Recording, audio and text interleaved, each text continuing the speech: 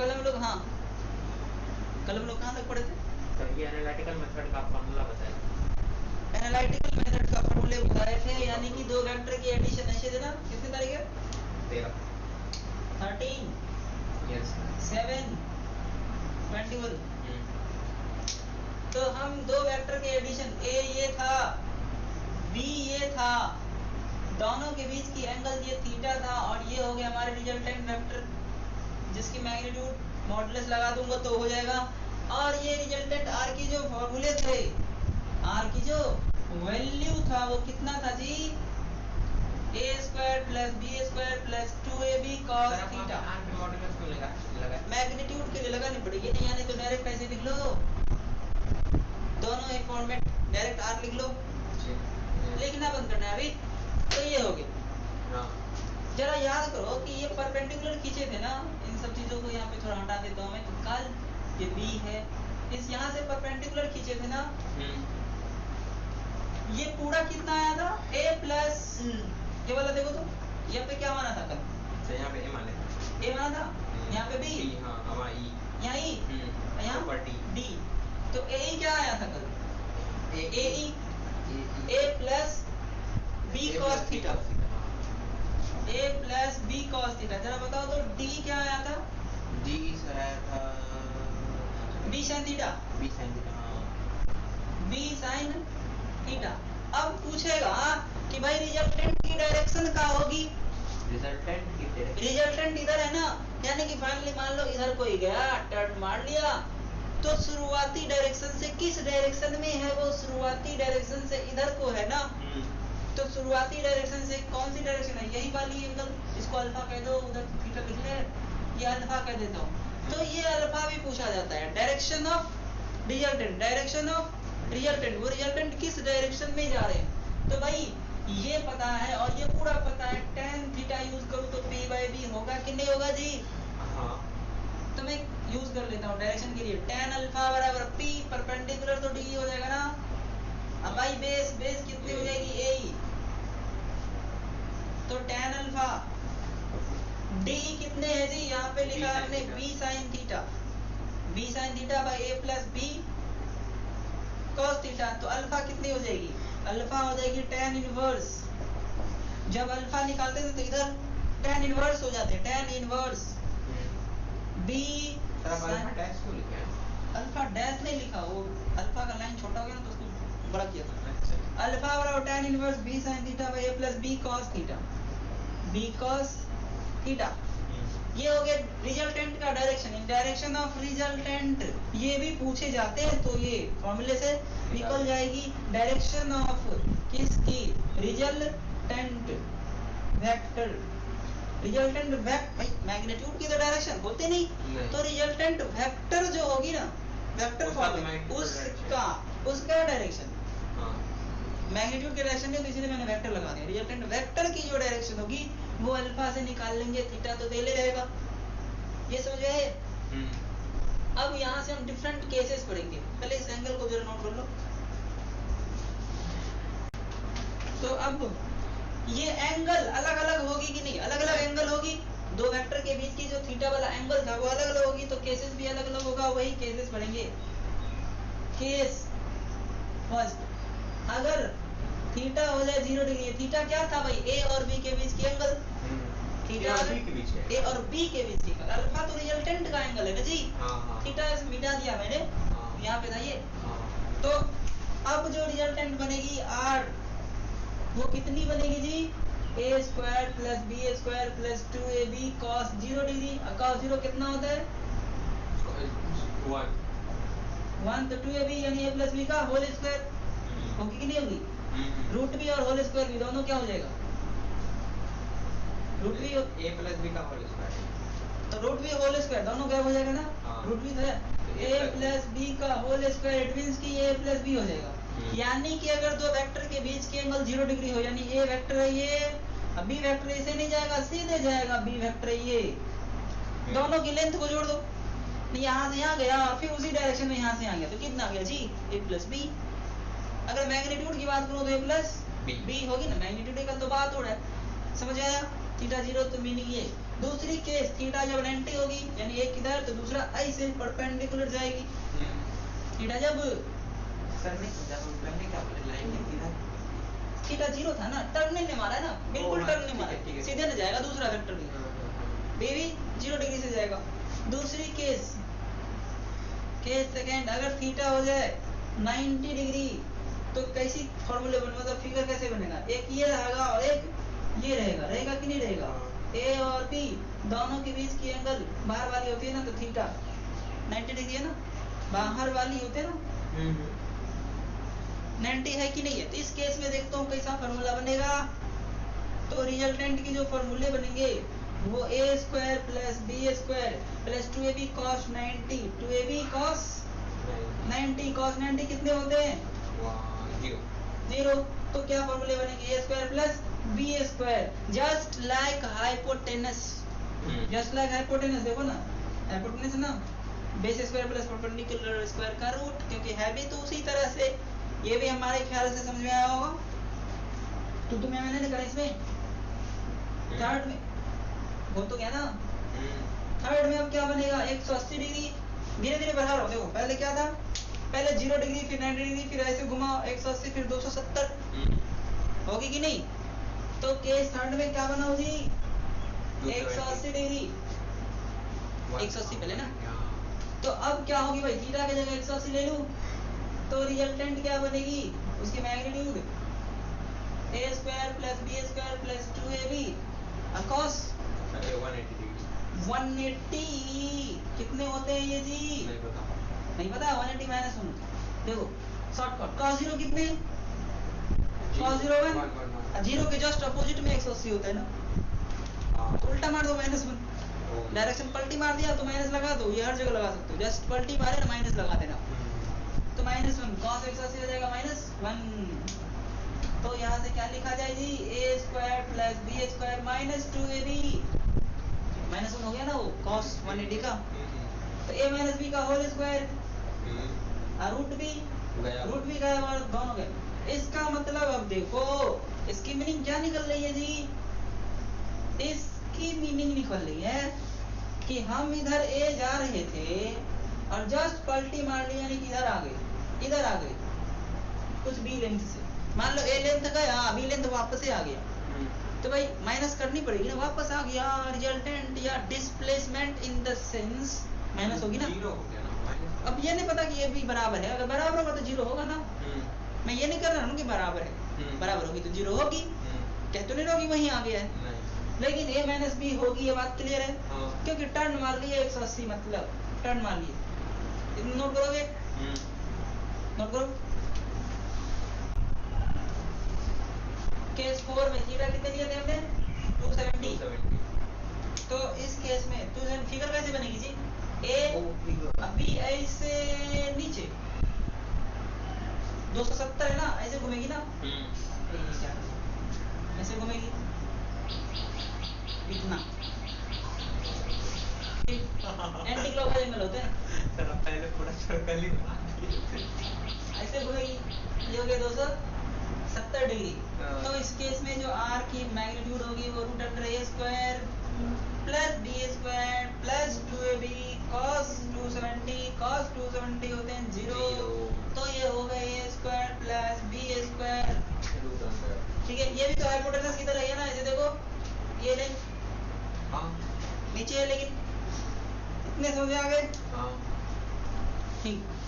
अब सर को fifth stage भी ले लेते हैं, अब कौन से स्टेज देखो, 360 मतलब 0 ही आ गया, 360 मतलब 0 डिग्री। फर्स्ट एग्जांपल छोटा सा लेते हैं, जो समझते हैं कि आखिर हमने इतनी देर से क्या तो तुम्हें किया। एग्जांपल, कोई वेक्टर है a जिसकी मैग्नीट्यूड दिया हुआ है 3 यूनिट, भाई कुछ तो यूनिट देगा ना, लेंथ है यूनिट है, कभी फोर्स हो सकती है तो न्यूटन होगा, अगर मीटर पर सेकंड है तो इसका मतलब वेलोसिटी होगा, अलग अलग यूनिट हो सकते हैं वहाँ पे।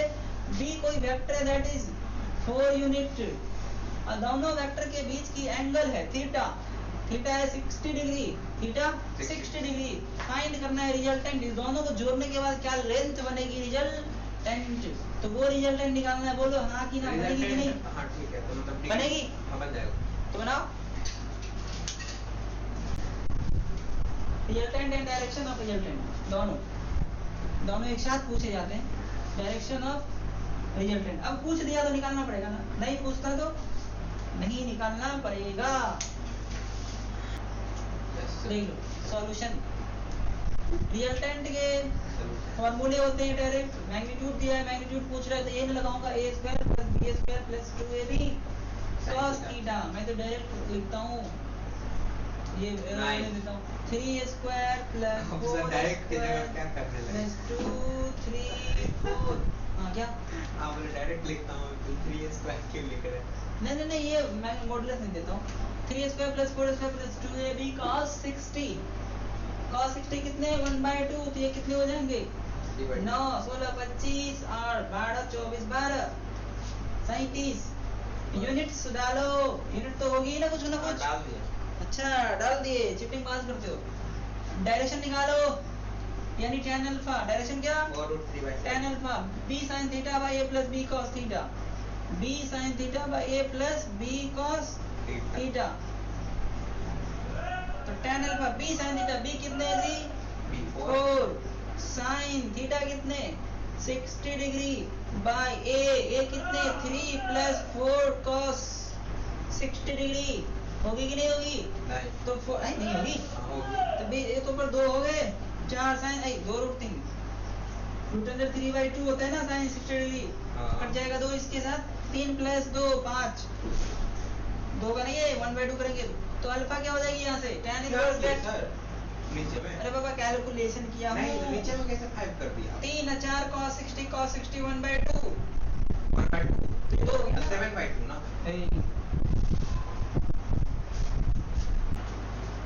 तो कितने हो गए 5, तो tan अल्फा क्या हो जाएगा tan इनवर्स वही तो tan इनवर्स वो वाला 2√3/5। यही आंसर, ये आंसर ऐसे देना है अल्फा के सेंस में। डायरेक्शन तो अल्फा है ना, अल्फा निकालना है, tan अल्फा को छोड़ना नहीं है, अल्फा निकालना है। देख लो नेक्स्ट क्वेश्चन। अगर मैं लिखूं टू वेक्टर्स आर कोलिनियर, हाँ। मैं सिर्फ समझा देता हूँ, हर चीज लिखना नहीं होगा। Two vectors a and b are collinear, a and b are collinear. a की कुछ मैग्नीट्यूड दे दिया, मान लो 3 यूनिट, b की दे दिया 4 यूनिट, ऐसा कुछ दे दिया। ठीक, दोनों की रिजल्टेंट पूछेगा, एंगल नहीं दिया हुआ है, कैसे निकालेंगे? कोलिनियर मतलब 0 डिग्री। हाँ 0 डिग्री। तो मजा आ गया, कोलिनियर वर्ड से पता चल गया कि एंगल दोनों के बीच 0 डिग्री है। एंटी पैरेलल समझ जाएंगे कि 180 डिग्री है। हाँ। तो ऐसे ऐसे कह के भी वो एंगल को थोड़ा हिंट दे सकता है।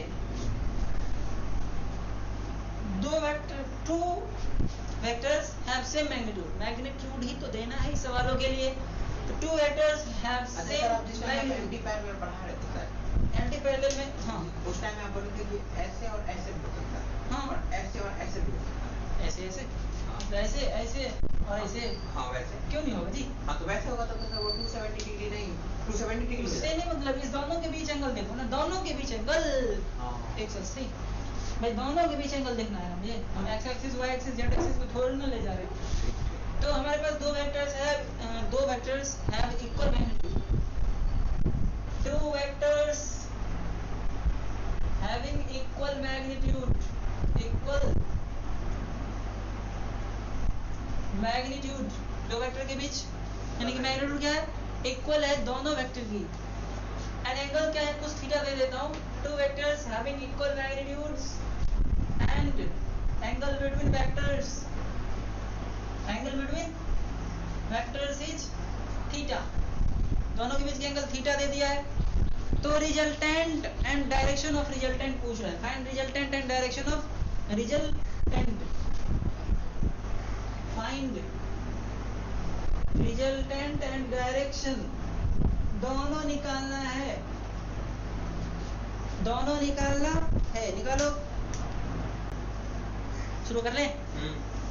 आओ शुरू कर लें। दो वेक्टर्स हैविंग इक्वल मैग्नीट्यूड, मान लेता हूँ दो वेक्टर ए, इसकी भी मैग्नीट्यूड क्या मान लेता हूँ x, और b उसकी भी मैग्नीट्यूड क्या हो जाएगा x मान लेता हूँ। और दोनों के बीच की एंगल क्या है जी? थीटा। अच्छा थीटा तो थीटे, कुछ तो दिया नहीं है। तो रिजल्टेंट क्या होगी? x x square plus 2x सब तो सेम है ना, cos थीटा, बोलो हाँ कि ना, हाँ हाँ हाँ यही लिख लो 2x² plus 2x² cos theta. क्या गलत है सर, सही तो है। 4x हाँ ठीक है, 2x² कॉमन ले लो, अब ये तो चीटिंग 1 प्लस cos थीटा, ये चीटिंग है, कैलकुलेशन है, ये चीटिंग कर रहा हूँ मैं।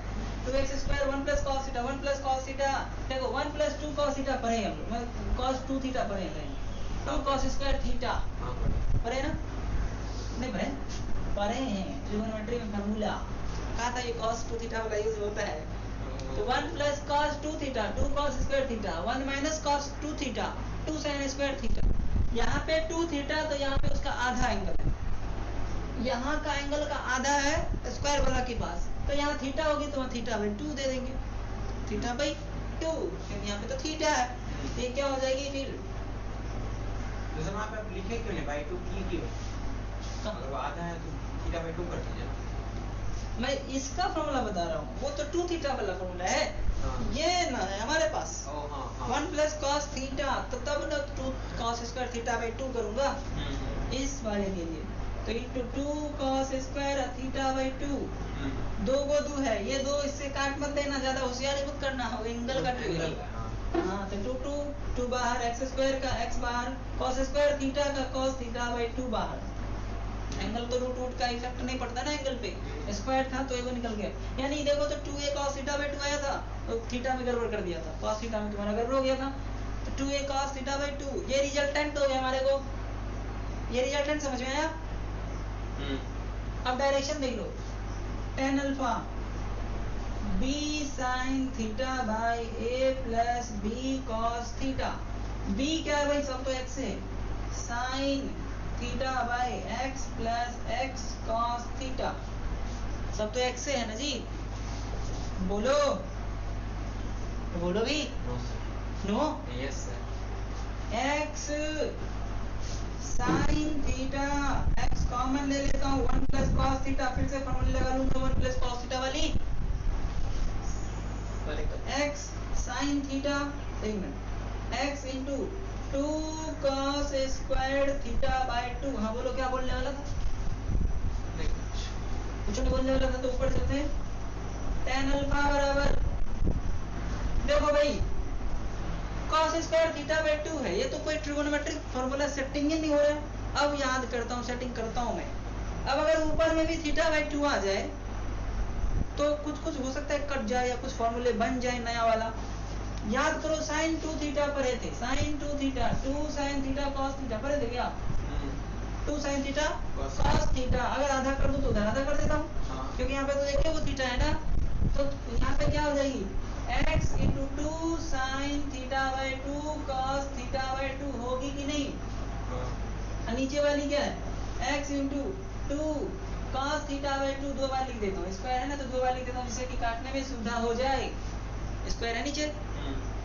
अब देखो 2 चल बसे, x चल बसे, tan अल्फा बराबर कितने हो जाएगी, sin by cos, same angle है ना, sin theta by 2 by cos theta by 2, tan theta by 2 होनी चाहिए कि नहीं होनी चाहिए, तो भाई यहाँ पे tan थीटा बाई 2 डाल दो कि ना डालो जी, tan दोनों साइड में tan है, तो एंगल भी क्या होनी चाहिए, अल्फा बराबर थीटा बाई 2, तो अल्फा जो होगा पहले वाले एंगल का आधा, यानी कि अगर दोनों वेक्टर सेम होते हैं मैग्नीट्यूड में, तो रिजल्टेंट की डायरेक्शन पहले वाली का आधा होती है, बराबर के केस में। ये क्वेश्चन हो गया, अच्छे से नोट करो अच्छे से। तो आज के टॉपिक मैं यहीं पे खत्म करता हूँ, नेक्स्ट टाइम मिलते हैं फिर से न्यू टॉपिक के साथ।